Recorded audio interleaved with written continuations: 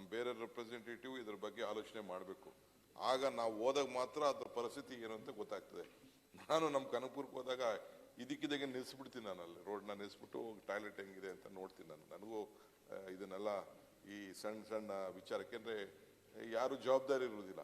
So ಹಂಗೆ ನಮ್ಮ public representatives ಇಂಥ ಒಂದು ಕಂಪ್ಲೇಂಟ್ ಮಾಡಿದಾಗ ಮಾತ್ರ ಅವ್ರಿಗೆ ಭಯ ಬರ್ತದೆ. ಇಲ್ಲ ಅಧಿಕಾರಿಗಳಾರು ಮಾಡಬೇಕು, ಇಲ್ಲ ನಾವು ಪಬ್ಲಿಕ್ ರೆಪ್ರೆಸೆಂಟೇಟಿವ್ ವಾರ್ಡ್ ಅವ್ರು ಯಾರು ಕೂಡ ಮಾಡಬೇಕು. ಈಗ ನಾವು ಎಷ್ಟೋ ಕಡೆ ಇಂದಿರಾ ಕ್ಯಾಂಟೀನ್ಗೆ ಇದಕ್ಕಿದ್ದಂಗೆ ಹೋಗಿ ಯಾವ ರೀತಿ ಊಟ ಇದೆ ಅಂತ ನೋಡ್ತೀನಿ. ನಾನು ಅಲ್ಲೆಲ್ಲ ಹೋಗಿದ್ದು ದಾಸರಳ್ಳಿಲೆ ಎಲ್ಲ ಮುಚ್ಚಿಬಿಟ್ಟಿದ್ದು. ಹಂಗೆ ಪಬ್ಲಿಕ್ ಟಾಯ್ಲೆಟಲ್ಲೂ ಬೇಕಾದಷ್ಟು ಪರಿಸ್ಥಿತಿ. 2 ರೂಪಾಯಿ 5 ರೂಪಾಯಿ ವಿಚಾರ ಏನು ಹೇಳ್ತಾ ಇದ್ದೀರಲ್ಲ, ನನಗೆ ಇನ್ನೂ ಸ್ವಲ್ಪ ಮಾಹಿತಿ ಇಲ್ಲ ಇದ್ರ ಬಗ್ಗೆ. ನಾನು ಕೆಲವು ಕಡೆ ವಿಸಿಟ್ ಮಾಡ್ತೀನಿ, ಒಂದು 5-6 ಕಡೆ ವಿಸಿಟ್ ಮಾಡಿ ಇದ್ರ ಬಗ್ಗೆ ಮಾಡ್ತೀನಿ. ಬಟ್ ನೀವೇನು ಹೇಳ್ತಾ ಇದ್ದೀರಿ, ನಮ್ಮ ಜನಸಂಖ್ಯೆ ಆದಾದ್ಮೇಲೆ ಇನ್ನು ಸ್ವಲ್ಪ ಜಾಸ್ತಿ ಆಗಬೇಕು. ಈಗ ಭಾಳ ಅಡ್ವರ್ಟೈಸ್ಮೆಂಟ್ ಅವರು ಇವರು ನಮ್ಗೆ ಕೊಟ್ಬಿಡಿ, ನಮ್ಮ ಮುಂದೆ ಬೋರ್ಡ್ ಹಾಕೋತೀವಿ, ನಾವೇ ಕಟ್ತೀವಿ, ಸೆಲ್ಫ್ ಯೂಸ್ ಮಾಡ್ತೀವಿ, ಪಬ್ಲಿಕ್ ಪ್ರೈವೇಟ್ ಪಾರ್ಟಿಸಿಪೇಷನ್ ಮಾಡ್ತೀವಿ ಅಂತ ಹೇಳಿ ಬಂದಿದ್ದಾರೆ. ಈಗ ಒಂದು 907 ಟಾಯ್ಲೆಟ್ ಬೆಂಗಳೂರು ಸಿಟಿಲಿ ಇದೆ. ಇನ್ನೊಂದು 372 ಟಾಯ್ಲೆಟ್ ಕಟ್ಟಬೇಕು ಅನ್ನೋದು ಒಂದು ಆಲೋಚನೆ ಇದೆ.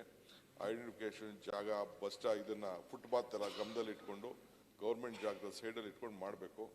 ಇನ್ನು ನಮ್ಮಲ್ಲಿ ಅಂಥ ಎಜುಕೇಷನ್ ಸ್ವಲ್ಪ ಎಲ್ಲ ವರ್ಗದ ಜನನೂ ಯೂಸ್ ಮಾಡೋಷ್ಟು ಒಂದು ಅವ್ರಿಗೆ ಅಟ್ರಾಕ್ಟ್ ಮಾಡೋಂಥ ಒಂದು ವ್ಯವಸ್ಥೆ ಮಾಡಬೇಕು. ಇದು ಬರೀ ಬಡವ್ರಿಗೂ ಅಂತಾನೆ ಅಲ್ಲ, ಎಲ್ಲರೂ ಕೂಡ ಹೋದಾಗ ಮಾತ್ರ ಇದು ಅನುಕೂಲ ಆಗ್ತದೆ. ನೀವು ಹೇಳಿರೋದನ್ನ ಖಂಡಿತ ನಾನು ಗಮನಿಸ್ತೀನಿ.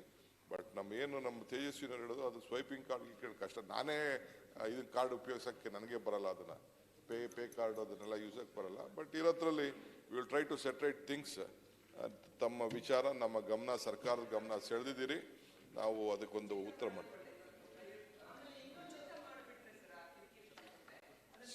ಉಚಿತ ಈಗ ಮೇಂಟೆನೆನ್ಸ್ ಮಾಡೋರು ಬೇಕಲ್ಲಮ್ಮ, ಯಾರು ಉಚಿತ ಅಂದ ತಕ್ಷಣ ಅದಕ್ಕೆ ಲೆಕ್ಕನೇ ಇರಲ್ಲ. ನಾನು ನೋಡ್ತೀನಿ, I will examine everything is no ಅಲ್ಲ, everything is possible.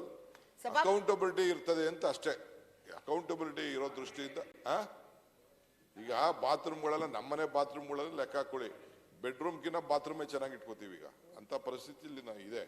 I can understand, will reexamine it. ಇನ್ನು ಒಂದು ಅಂಗವಿಕಲರಿಗೆ ಯಾವುದೇ ಬಾತ್ರೂಮ್ ನಲ್ಲಿ ಪ್ರಾವಿಷನ್ ಇಲ್ಲ. ಅದನ್ನೊಂದು ಈಗ ಏನು ಮಾಡ್ತಾ ಇದ್ದೀರಾ ಟಾಯ್ಲೆಟ್, ವಿಕಲಚೇತನ ಅಂಗವಿಕಲರಿಗೆ ಕೂಡ ಈಸಿ ಆಗುವ ರೀತಿಯಲ್ಲಿ ಟಾಯ್ಲೆಟ್ ನಿರ್ಮಾಣ ಮಾಡಬೇಕು.